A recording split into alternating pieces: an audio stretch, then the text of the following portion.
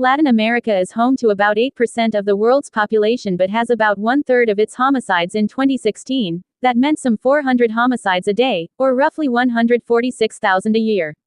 But the bloodshed is not evenly distributed. In Mexico, the region's second most populous country, 33,753 homicide victims in 2018 set a record for the second year in a row. 17,142 victims in the first half of this year likely means 2019 will set a new mark. In Brazil, the most populated country in the region, homicides fell 13% between 2017 and 2018, but that still means 51,589 people were killed. Guatemala, El Salvador, and Honduras, regarded as some of the world's most violent countries, have also seen declines, as has Colombia, long riven by political and drug-related violence. The regional homicide rate has increased 3.7% annually over the past decade, 3 times the population growth rate of 1.1%.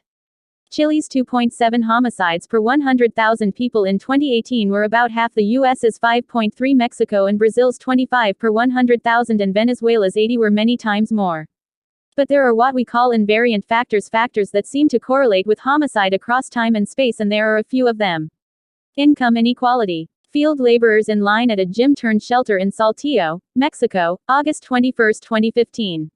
Income inequality, measured by Gini, is strongly correlated with homicide over time and space, and Latin America has 15 of the 20 most unequal countries, measured by Gini inequality, on the planet. Governments in the region have sought to close that gap and address poverty with measures like conditional cash transfers, which require recipients to meet certain criteria to receive benefits.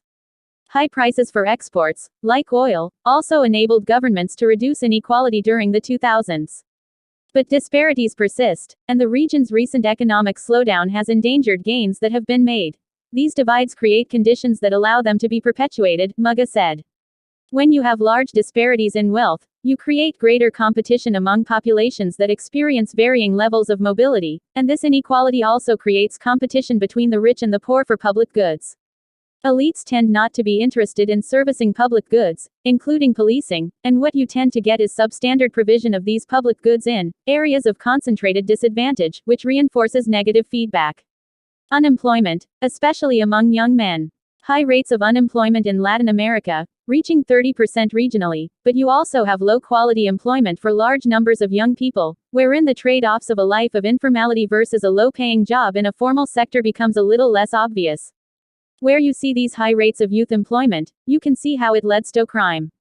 The estimated unemployment rate for Latin America and the Caribbean fell slightly to 7.8%, and the rate tend to decrease. A lack of work, particularly for youths, often translates directly to crime.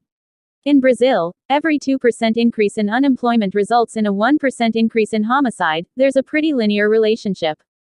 Rising violence can also have a negative effect on employment.